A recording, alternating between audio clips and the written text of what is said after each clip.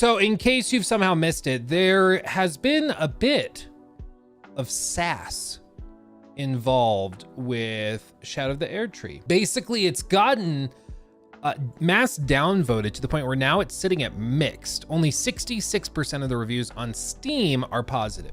Now, this is for two reasons, as far as I can tell, looking through these reviews. For one, people are saying that it's too hard. Others are mentioning that performance is terrible. Now, I said in my video that I could not play this on PC because performance was so terrible. People called me a hater, said I was always making stuff up to try and prove that something's bad or something. I don't really understand it, but apparently I was faking it, even though, let me show you. I am not joking. This is the footage I have from trying to play it on PC. So this is an early, like this is the starting area, and you can see as I'm running, just watch the frame graph in the top left, okay? It's unbelievable that this launched in this state. Like, this is why I've always been like, no, From Software, they're not perfect. Their PC performance is never that great.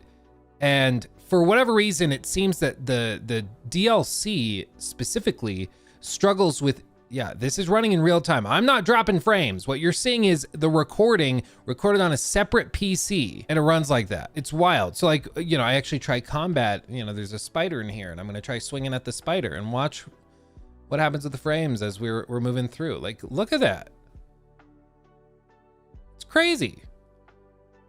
It's ridiculous. So a lot of people went back to the DLC, I think having upgraded their computer in the last 2 years. And for whatever reason, the DLC and Elden Ring in general struggles with high-end Intel chips that have efficiency cores or E-cores. And I watched a whole breakdown from somebody way, way smarter than me. Look at that one. Oh God, full freeze. Look at that. And then, oh, it's trying. There we go. So I watched this video from somebody way smarter than me, and they said that basically what this is that for whatever reason, the From Software engine that they use for Elden Ring cannot distinguish between E cores and like P cores, I think is what they're called, performance cores versus efficiency cores. And so they will send the game's calculations to the efficiency cores, which are only meant for like slow background tasks in like Microsoft Word. Like, it's not, those cores are not for high intensity tasks like a video game, not at all. But the engine for this game and DLC can't tell the difference and treats them the same. So there'll be moments where the game runs great, and then there's other moments where it runs like absolute garbage. And what's weird is because of how this affects it, it only really impacts those that are playing on high-end or newer PCs that have those Intel chips with E-cores. So funnily enough, like people running older rigs or cheaper rigs are not having hardly any problems with the DLC. Performance is great. But if you're playing on a more expensive PC and you expect more, you're actually having more trouble with it, which is wild. But like, this is why I record on a separate PC and I get this footage, because like you can't really argue with this. Like, the drivers are up to date. The footage is here. I worked with them on figuring out what the hell is going on here. And they were like, yeah, well, you know, it's an issue that they're working to resolve. They've been saying that for 2 years, by the way, because the original game didn't run this bad, but it was also super stuttery. So I think like if you are playing on Steam and you are having these types of performance issues, absolutely you should refund it. This is not playable in a game that requires like frame accurate dodges and parries and stuff. Like, when, like, look at that. How are you supposed to do like a boss fight when it's doing that?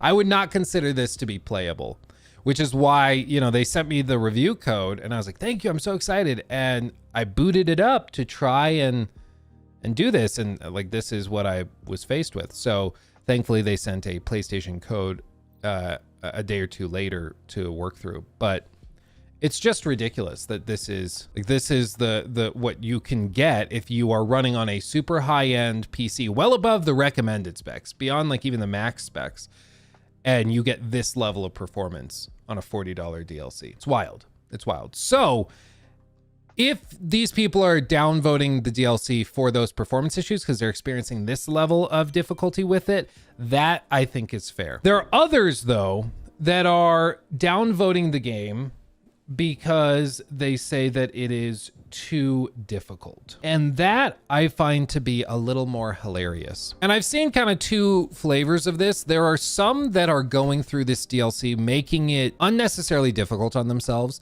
So they're going through and like trying to use a magic build, which is just not going to work. But they're trying to do that.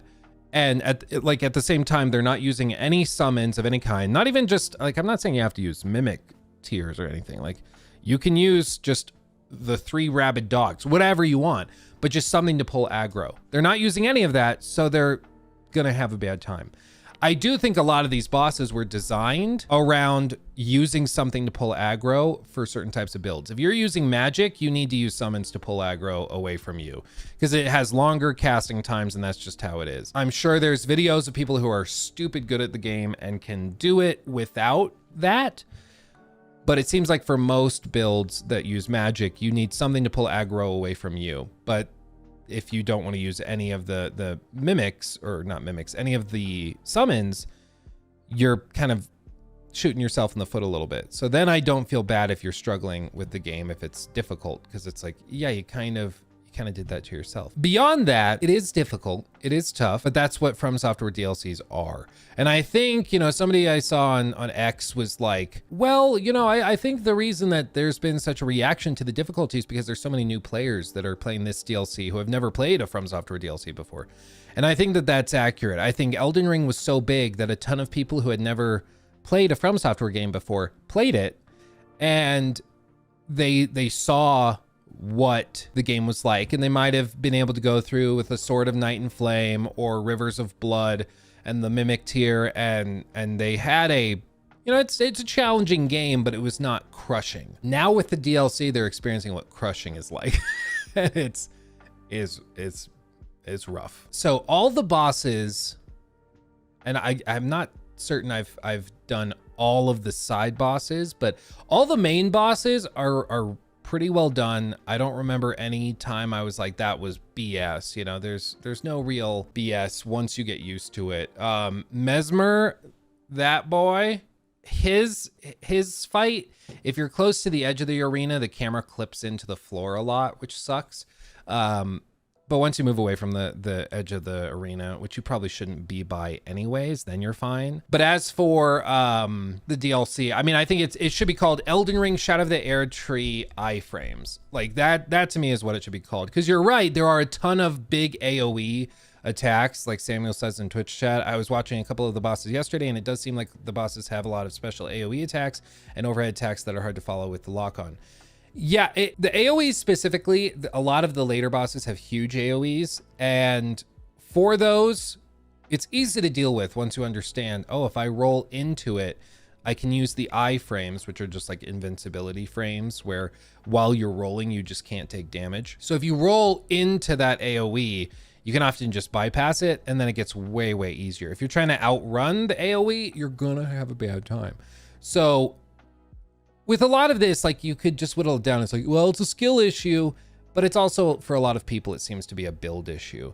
A lot of people had cheesy builds that worked for most bosses in the base game, and then they've tried to bring that into the DLC, and From Software was like, no, we've designed this in a way to specifically punish those cheesy builds. So it's, I mean, I've had a really good time with it. I understand why some people are perhaps a little shell-shocked by it, because if you had a decent time on the base game because you had a really powerful, borderline broken build, and then you come into the DLC and they've just taken steps to be like, okay, all that stuff you had that was super broken, yeah, it just doesn't really work anymore. Figure it out again. I can see why some people are like pissed, but is any DLC boss considered harder than Millennia by the community? Without a doubt, the final boss of this DLC, who I will not name to avoid spoilers, but the final boss is the hardest boss I've ever come across in any From Software game, full stop, DLCs included. Maybe I'm just a pansy or something, But to me, that last boss is ridiculous. Like, it will humble you so good. Like, if you think the DLC is hard now and you're not at the final boss, good God almighty. Just wait. Gotta give that final boss the hook. Dude, it's madness. Yeah, Flynn, yes, very much so. I cannot get even close to killing. Yeah, it's like the kind of boss where you put the controller down and you get up and walk away and you're like, is this even fun? What am I even doing? What am I even doing with my life? You know, it's good. But yeah, if you cruise through the DLC, you won't cruise through that. I have a feeling that will be the great humbling. So all told, I've enjoyed the DLC. I'm gonna go through it again. I went through it. How I tend to play these games is I try to go through it the first time as most people, like as the average gamer would. So if I'm going to like review it or talk about it, I want to do that from the perspective of like your average gamer who might be seeing the video. So like, for example, in most games, that means I play it on whatever the default difficulty is. I'm not going to play through like The Last of Us on grounded for my first run and then complain that the game is really hard, because that wouldn't make any sense. It's like, well, they gave you the ability to play it and they recommended playing it this way, but then you didn't. And with Elden Ring, it's a similar thing where it's like, well, they give you all of these summons, and I think most average players use summons. So I experimented with a bunch of the summons from the base game and DLC to see if there were any cool ways to break stuff. But again, it just seems like a lot of these bosses have been built in a way where it's sort of presumed you will use something to pull the aggression of the boss somewhere else so that you can get some damage in. You can take it front on, like, but that's like playing on grounded, you know, it's gonna crush you. Specifically that final boss, God almighty. Yeah, I think a lot of the base game bosses were designed in a way where it was not assumed, but they were built in a way where they were kind of balanced around you taking it on 1v1 with no summons or any cooperators or anything like that. The DLC, on the flip side, there's a handful of bosses that seem to be balanced around you using either cooperative, like AI or friends, or summons, because otherwise they're just ridiculous. So I have to think that they probably balanced it around that way. But I have no doubt they're going to be doing some balancing updates and stuff over the next probably couple of weeks, just like they did with the base game, where they redid a bunch of balancing and fixed this boss, made this boss way harder, and then balanced it back the other way. And so I think it's just a matter of time before they start to do that. And mark my words now, they're going to nerf that final boss fight, I think, in a couple of ways. I think they're going to increase the time before his first attack, because it's so ridiculous. You basically walk through the fog door, and unless you immediately roll, you're just done. Can you summon to the final boss? Yeah, but the attacks are so fast that you probably can't get it off to even summon it without dying, which is really funny. Yeah, his second phase is where it's like where it becomes the most difficult boss I think they've ever made. It's insane. G Mendez, I've never been into meta builds anyways, but it sounds like the DLC blatantly discourages it, which sounds cool to me. Yeah, I think it's just they shake it up, and there's so many varied bosses that have different immunities, resistances, and strengths that it just doesn't make sense to have one build that is fully min-maxed in one way over the other. And the base game sort of had that. Like my buddy Caleb, he went through the base game with a holy build, then you get to the final boss of the base game, and it's just like holy damage? Nope. So you're just kind of screwed.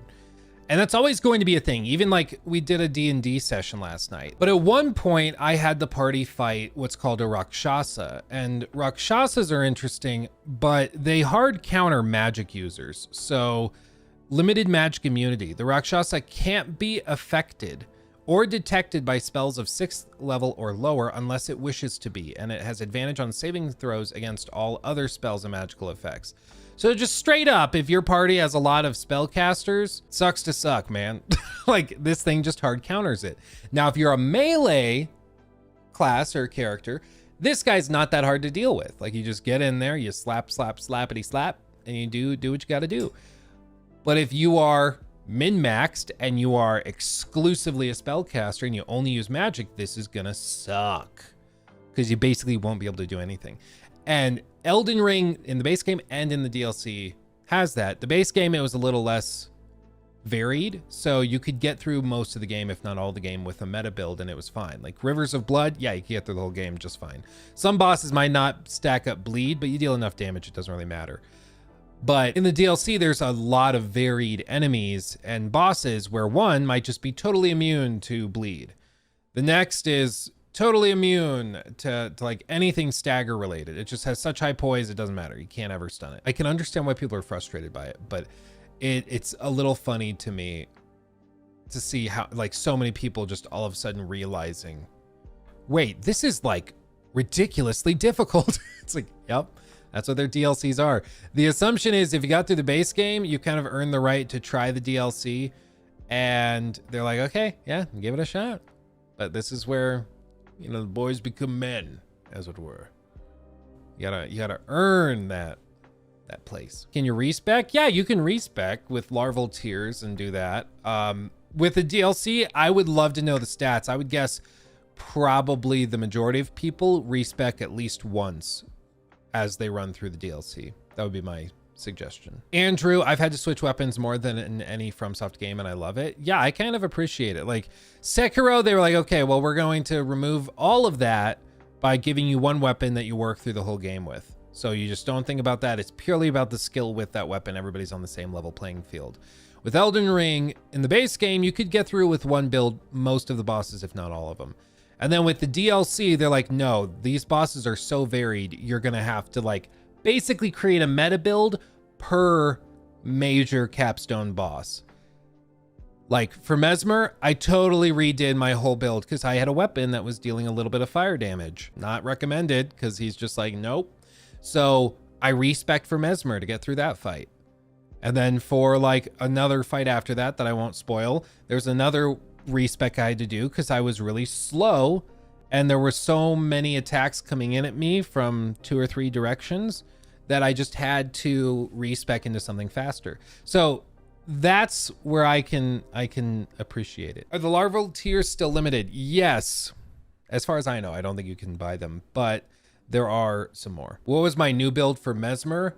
My build for Mesmer that got me through it was, I noticed he did this thing where he like lunged and then would backstep by a couple steps, but still relatively close to me. So what I did is I respec'd and built my new build around the Malekith's Black Blade and all of that. And so then I could do his weapon art, which stabs the ground and has that big kind of spherical AoE. And he would get caught in it after that lunge. So you dodge the lunge, do that, stab it, and then it still hits him. So that worked wonders for the second phase, especially after, you know, that thing kind of transforms and then stuff comes at you. Then you do that while you have like 2 seconds before he gets aggroed again. It worked well. Yeah, what's the Hak Twa build? Yeah. That's for the next DLC. Do you have a favorite weapon DLC so far? I love the perfumes, honestly. I think the perfumes are really fun. Very different than anything I've ever used before in any of these games. But Samuel, a lot of the issue seems like guys who won't use spirits and summons. I don't know the argument for or against that as far as design for bosses goes. Just a lot of people are from the old days of like Dark Souls 1, 2, and 3, where you could like summon a cooperator, but even that was seen as like, okay, if you can't get the boss done, that's what you got to do, then you summon it. But with this, like with Elden Ring, they added summons and they pretty clearly have designed entire boss fights around it. Like Radon in the base game is literally like themed around calling in cooperators. That's like the whole premise of the fight, is that you summon all of them and then they all charge up to him at once. So at that point, if somebody is going to intentionally avoid using those and then they're going to complain about the game being hard, like I don't really feel that bad because, well, they did clearly meant for you to engage with those. It's the same thing like if you're playing a game like Bloodborne and you don't want to use any secondary items. Like you don't want to use beast blood pellets to increase your damage buildup on successive attacks. It's like, okay, like you don't have to use that, sure, but you just made the game a lot harder on yourself. Like the same thing, like I know some people, they don't like using the like fire wax or whatever to give their weapon fire damage. Like, yeah, I don't want to use that. I think it's cheating or it's easy mode. I'm like, well, it's by definition not cheating because it's in the game. They put it in there. Like just because, yeah, kind of like you're saying, Faye, like just because you might have an ego that prevents you from using a tool the devs gave you doesn't mean that therefore everyone who uses that tool is a pussy.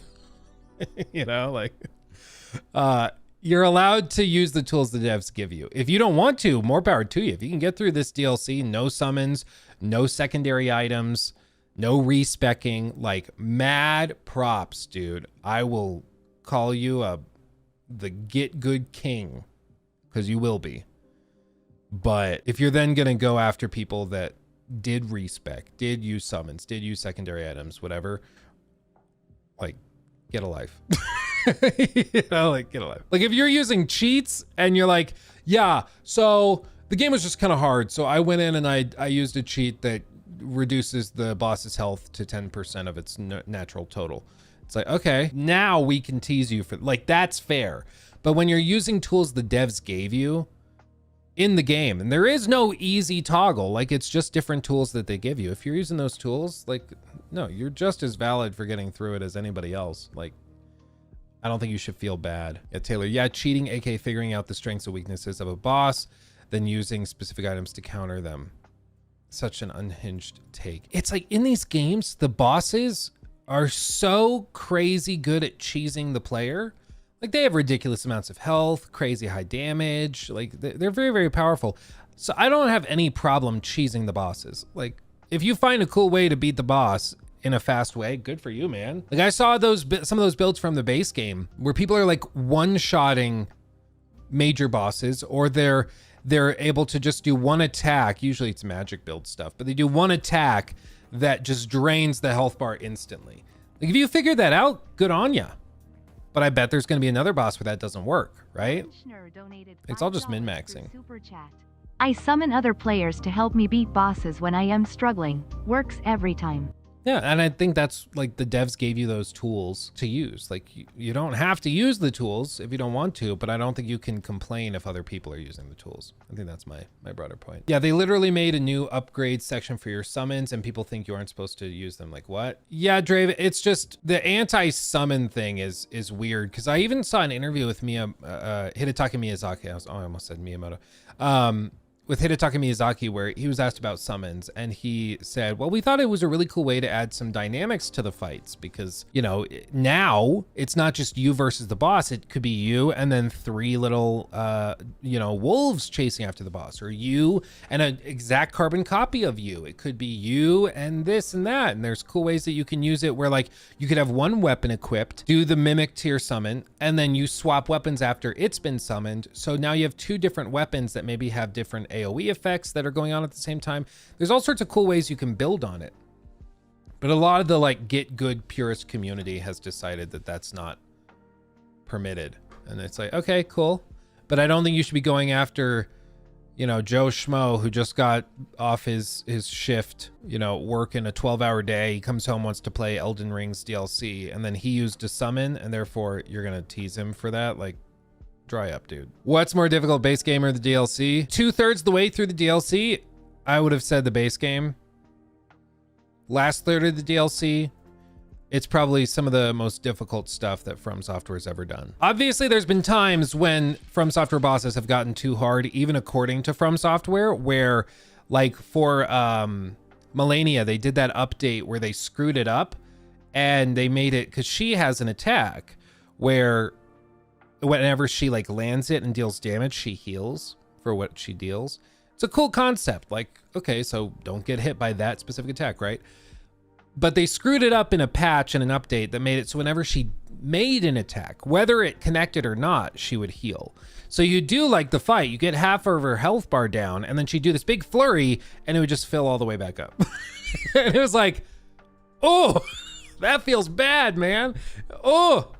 So at that point, even From Software was like, okay, yeah, that's too difficult. we're gonna fix it. So there's times where From Software will go in, and I don't know what their metrics are. They probably have some sort of way of grading difficulty of a boss and figuring out when it's too hard or too easy. So I'm not sure how they decide when something has crossed that line, but I'm sure they have internal metrics at this point after a decade, 2 decades of doing this. Like, I'm sure they have their own metrics for it. But I think everything that's in the game now is manageable and is doable. You just might not be able to cheese each boss the same way. $5 through Super Chat. If Kai Cenat can do it, anyone can. I mean, Kai just goes, like, he just runs at the wall until he breaks through. Like, yeah, he's got the dedication where he's just not going to give up. And that's what a lot of it is. Like, if you're just like, I'm going to figure it out and I'm going to get this down. And by the end of that fight, you're probably doing it damn near perfect. Like, you're probably dodging almost every attack. You probably got it figured out. But I think a lot of the people I haven't seen everybody, but I've seen a lot of people complaining about the difficulty who are just trying to do the same, like, jump R2 attack that they did through the whole base game. And then they're upset that that's not working on every boss. It's like, yeah, no, this DLC is designed to get you to do something different. Mr. StillYoKill_54 is now a member. I beat the base game on Elden Ring and beat Messner in the DLC. 100% used summons, screw that lol. Yeah, and I'm guessing you are going to have using summons a hell of a lot more fun than the people who are, like, forcing themselves to go in with, like, there was even the other thing where people were like, those arc, whatever they're called, the arc runes. Do I have the little book they gave me? I think it's still upstairs. But you know, the little runes that do the upgrades for you to scale you higher in the DLC that doesn't carry over to the base game. I saw people saying that using those was easy mode. And it's like, guys,